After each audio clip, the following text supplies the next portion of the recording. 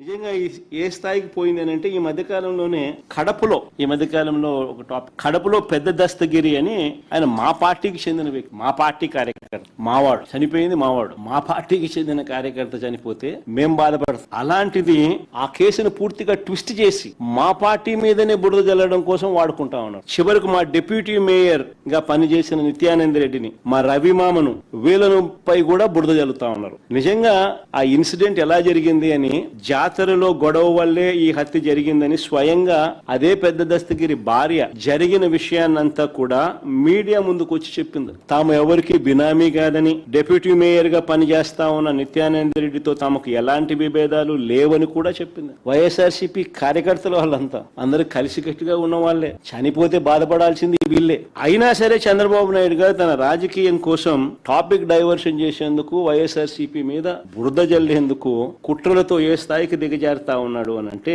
చంద్రబాబు నాయుడు గారు, ఈనాడు, ఆంధ్రజ్యోతి, టీవీ5 వీళ్ళు నలుగురు కూర్చొని ఒక కథ తయారు చేస్తారు. దాన్నే నిజమని చెప్తారు, పెద్ద పెద్ద అక్షరాలతో రాస్తారు. అధికారంలో ఉన్నారు కాబట్టి, వ్యవస్థలన్నీ వీళ్ళ చేతిలోనే ఉన్నాయి కాబట్టి వెంటనే వీళ్ళ పోలీసులు రంగప్రవేశం లేకి వస్తారు. గతంలో ఇదే పోలీసులు వేరే రకంగా చెప్పినా కూడా అది వెనక్కి తీసుకుంటారు. ఆ స్టేట్మెంట్లన్నీ వెనక్కి తీసుకుని మళ్ళీ వీళ్ళు చెప్పిన కల్పిత కథను చుట్టూ కేసు బిల్డప్ చేస్తారు. దాని చుట్టూ దొంగ సాక్ష్యాలను క్రియేట్ చేస్తారు. కొంతమందిని ప్రలోభ పెడతారు, కొంతమందిని బెదిరిస్తారు, కేసు బిల్డప్ చేస్తారు, చేసి మళ్ళీ మా వాళ్ళని అరెస్ట్ చేస్తారు. ఆ చనిపోయిన భార్య వచ్చి, పెద్ద దస్తగిరి భార్య వచ్చి జరిగిన విషయం అంతా చెప్పి ఆయన బాధపడతా ఉంటే, జరిగింది మా పార్టీ మనిషికి హత్యకు గురైతే మేం బాధపడాల్సింది పోయి వీళ్ళు చేస్తా ఉండేది ఏంది, మా వాళ్ళ మీదనే కేసులు బనాయించి ఆ కేసుల్లో మా వాళ్ళని ఇరికిచ్చే కార్యక్రమం చేసి జైలుకు పంపే కార్యక్రమం చేస్తా ఉన్నారు. 2 ఏళ్లుగా జరుగుతున్న అరాచకం ఇదే. తప్పుడు కేసులు వీళ్ళే పెడతారు, తప్పుడు సాక్ష్యాలు వీళ్ళే క్రియేట్ చేస్తారు, వీళ్ళే ఆ తప్పుడు కేసుల్లో మా వాళ్ళని ఇరికిస్తారు. సోషల్ మీడియా యాక్టివిస్టులు అయినా సరే,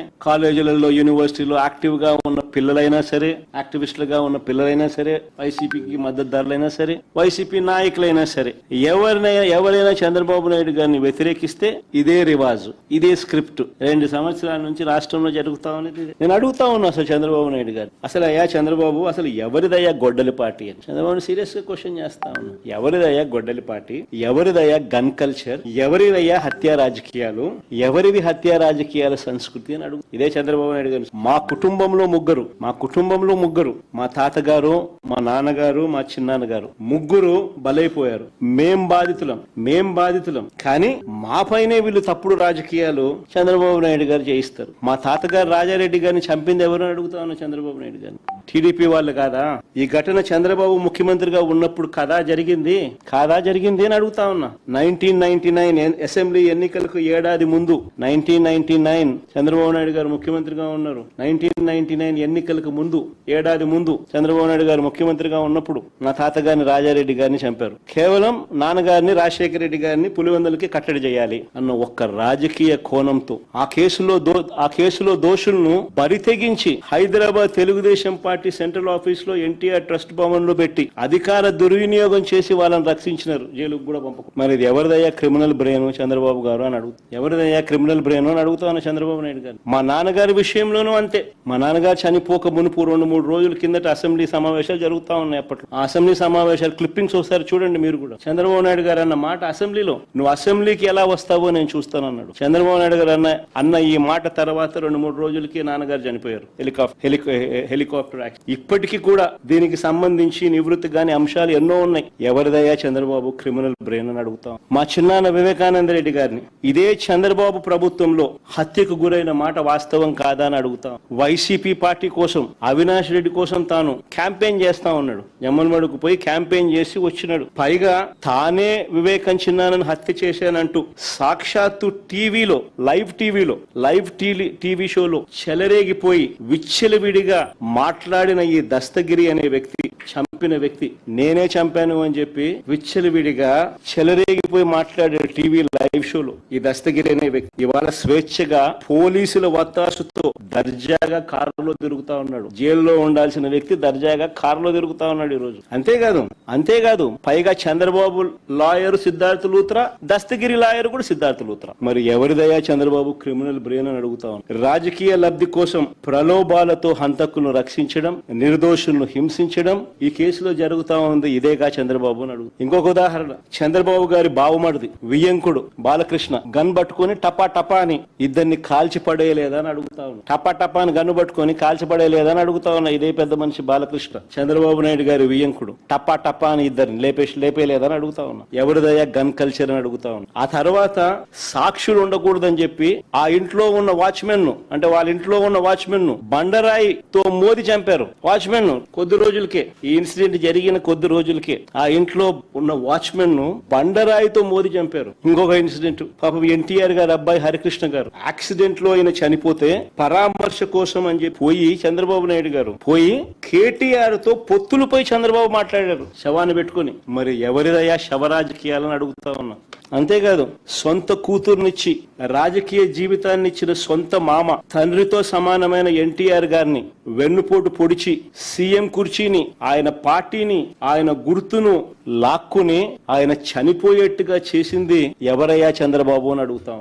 ఎవరివయ్యా కుట్ర రాజకీయాలు అని అడుగుతా ఉన్నా. మరో ఇన్సిడెంట్, వంగవీటి మోహన్ రంగారావు గారు ఒక టైగర్, ఆయన ఎలా చనిపోయారు? పేదలకు ఇళ్ల పట్టాలు ఇవ్వాలని విజయవాడలో నిరాహార దీక్ష చేస్తా ఉంటే అర్ధరాత్రి చంద్రబాబు నాయుడు గారి గవర్నమెంట్, తెలుగుదేశం పార్టీ అధికారంలో ఉంది, అర్ధరాత్రి నరికి చంపారు. ఈ ఘటనలో వేళ్లన్నీ కూడా చంద్రబాబు గారి వైపే చూపిస్తాయి. హరిరామ జోగయ్య గారు అప్పట్లో తెలుగుదేశం పార్టీ మంత్రి, చంద్రబాబు నాయుడు గారి సహచరుడు, అప్పట్లో తెలుగుదేశం పార్టీలో మంత్రి. ఆయన ఏకంగా పుస్తకం రాశాడు ఏ రకంగా ఇన్సిడెంట్ జరిగింది, చంద్రబాబు నాయుడు గారి పాత్ర ఎంత బలంగా ఉంది అని చెప్పు. ఆ వంగవీటి మోహన్ రంగారావు గారి హత్య కేసులో ఒక ప్రధాన నిందితుడు వెలగపూడి రామకృష్ణ బాబు, ఇప్పుడు తెలుగుదేశం పార్టీ ఎమ్మెల్యే. ఇప్పటికీ ఇంకా ముందుకు పోదాం. హత్య రాజకీయాలు ఎవరియో, కుట్ర రాజకీయాలు ఎవరియో, శవ రాజకీయాలు ఎవరియో, ఇవన్నీ కూడా ప్రజలందరికీ కూడా తేట తెల్లమవుతా ఉన్నాయి. ఎన్టీఆర్ గారి మీద దాడి చేసిన కేసులో మల్లెల బాబ్జీ అనే వ్యక్తిని పోలీసులు అరెస్ట్ చేశారు. కొన్నాళ్ల తర్వాత అతను ఒక లాడ్జీలో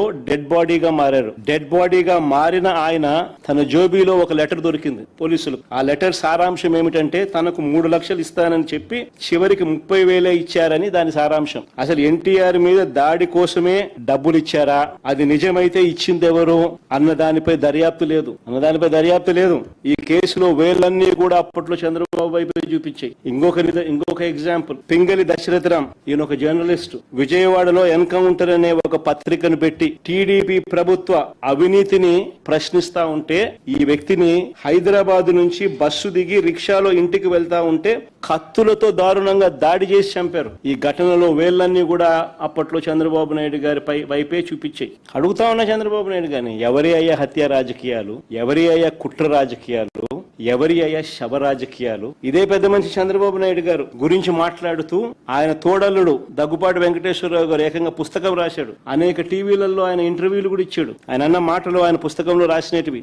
ధర్నాలు ఆందోళనల సమయంలో బస్సులు తగలబెట్టాలంటూ చంద్రబాబు పార్టీ కేడర్ కు చెప్పేవాడని, బస్సులు తగలబెట్టకపోతే ఆ ధర్నాలు కావంట. నేను కాదని ఈ మాటలు స్వయంగా ఆయన తోడల్లుడు దగ్గుబాటి వెంకటేశ్వరరావు గారు అనేక టీవీ ఇంటర్వ్యూలలో ఆయన రాసిన పుస్తకంలో చంద్రబాబు నాయుడు గారి కుట్రలు, రాక్షస రాజకీయం గురించి వివరించిన మాటలు ఇవి. హరిరామ్ జోగయ్య గారి గురించి కూడా నేను ఇంతకు ముందే చెప్పాను. ఆయన కూడా చంద్రబాబు నాయుడు గారి సహచరుడు, మంత్రి. ఏ రకంగా చంద్రబాబు నాయుడు గారు కుట్రలు చేస్తారు, రాక్షస రాజకీయాలు చేస్తారు అన్నది ఆయన కూడా సువివరంగా కూడా వివరించినాడు. హత్యలతోనూ, వెన్నుపోట్లతోనూ, శవాలతోనూ, కుట్రలతోనూ రాజకీయాలు చేసింది, చేస్తున్నది చంద్రబాబు అయితే విలువలు, విశ్వసనీయత, మాటకు కట్టుబడి రాజకీయాలు చేస్తా ఉన్నది మేము. గర్వంగా కూడా చెప్తా ఉన్నాను ఈ మాట. వైఎస్ఆర్ కాంగ్రెస్ పార్టీ జగన్ గురించి నేను ఒకటే గర్వంగా కూడా చెప్తా ఉన్నా. జగన్ మంచోడు కాబట్టే మా తాతను రాజారెడ్డి గారిని చంపిన వాళ్ళు ఈ రోజు కూడా ప్రశాంతంగా బతుకుతా ఉన్నారు. జగన్ చెడ్డోడైనంటే వాళ్ళంతా బతుకుండే వాళ్ళ. మా తాతగారిని దారుణంగా నరికి చంపిన వాళ్ళంతా ఈరోజు ప్రశాంతంగా ఇప్పటికీ ఉన్నారు. జగన్ నైజం ఎలాంటిది, జగన్ మనస్తత్వం ఎలాంటిది అని నిదర్శనం అది. వారికి ఎప్పటికీ ఏమీ కాదు. ఎందుకనంటే మాకు నేర్పించింది రాజకీయాలు ఎలా చేయాలని మాకు నాన్న నేర్పించింది. హత్యలు చేయమని కాదు, చంద్రబాబు నాయుడు గారి మాదిరి ప్రజలకు మంచి చేసి మంచి పేరు తెచ్చుకుని రాజకీయాలు చేయాలి.